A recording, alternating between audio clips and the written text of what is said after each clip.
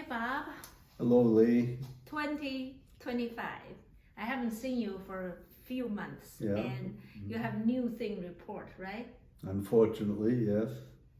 So the thing is, you had right shoulder surgery again, but then it's let's talk about the foot infection first.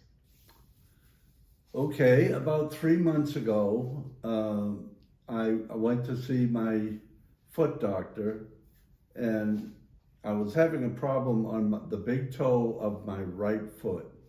And what must have happened is I must have wore a pair of shoes or sneakers that was abrasive to the skin on the toe, and the skin separated from the flesh. And they did a biopsy and they sent it away, and they said there was an infection there because I had an open wound. And they treated it, and they didn't really. When was that? That was 3 months ago. That's November? Yeah. Okay, right. but I thought you also get a biopsy. Is that right on that wound? They did biopsy? Yeah, that was my dermatologist. When did she or he did it? A week or so afterwards. So instead of November, this would be because my surgery for my shoulder was November 11th. So it must have been at least a month to a month and a half before that. Yes. So we're looking at early October, right? So October, you had a skin lesion there. Right. And this stupid dermatologist, she or he just did biopsy right on that lesion. Is that correct? Yeah, he was, this is my dermatologist, he was afraid that it might be cancer because when he looked at it, the wound and the idea of the flesh not adhering to the skin, or the skin not adhering to the flesh, he said, I better do a biopsy to rule out cancer. Because he said, I'm not, and he's a very good dermatologist. So when he sent it away, that also came back as an infection. But the two samples that he took actually made the wound larger. And it's right on the bone, right? It's right over the bone, yeah. Yes, and the bone. You could look right through and see the bone. Yes, yes. So I did some doxysaline is what he suggested. Is that oral? Yes, that's oral. And so you did the biopsy orally, and then later you got IV. IV when I went to Life Care Nursing Facility in Winter Haven, Florida. That will tie into my shoulder. But if you want to talk about the toe, I continued doxycycline by IV for 6 weeks. So they were treating every day for 6 weeks, or with doxycycline IV, and that seemed to help quite a bit. And I was seeing a wound doctor once a week at Life Care Nursing, and a nurse was coming in every other day, changing my dressing and treating the wound. But see, I look at the wound.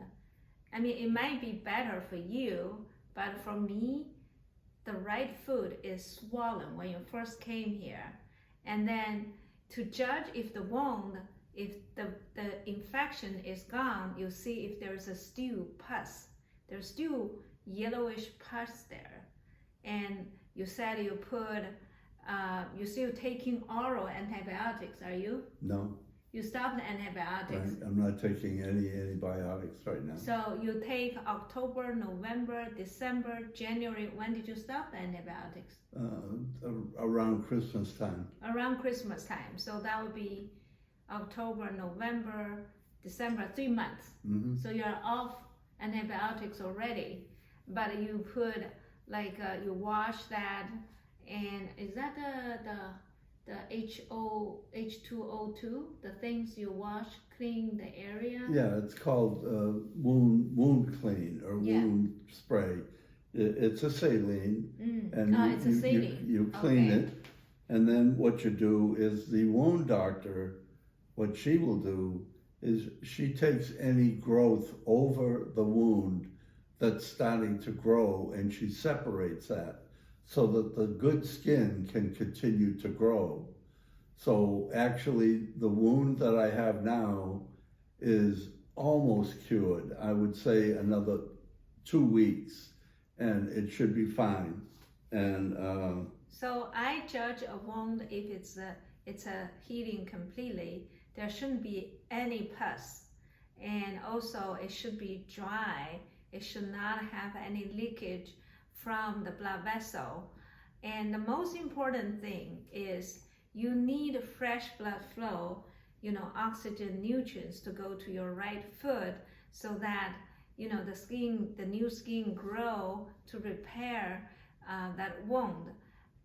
So we try to do the acupuncture to bring the fresh blood flow while you're lying down, especially the electro acupuncture.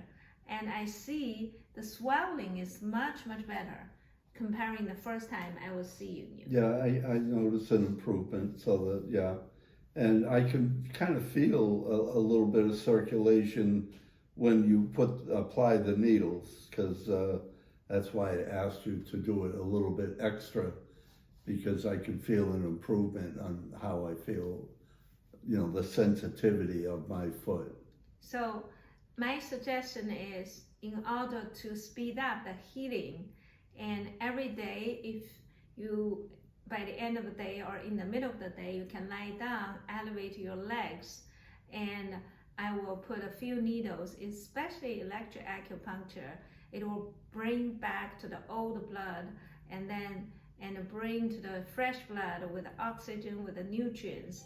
So the swelling will go down and the skin will repair. And most importantly, because the diabetes, your nerves can get compromised the function. So if we improve the circulation, it can prevent neuropathy in the future, right? Yeah, I mean, I am a type 2 diabetes, and talking to the doctors and you as well, my levels are not high.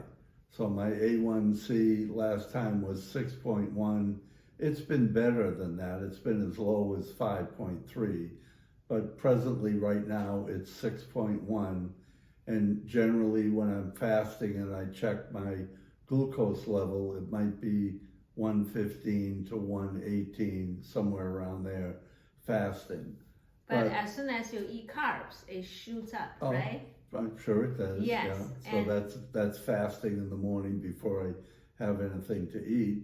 But the doctors weren't very concerned about me losing my toe or having a major problem there, because it's not like my A1C is like 8.4, or when I test my glucose, it's over 200, maybe sometimes 300.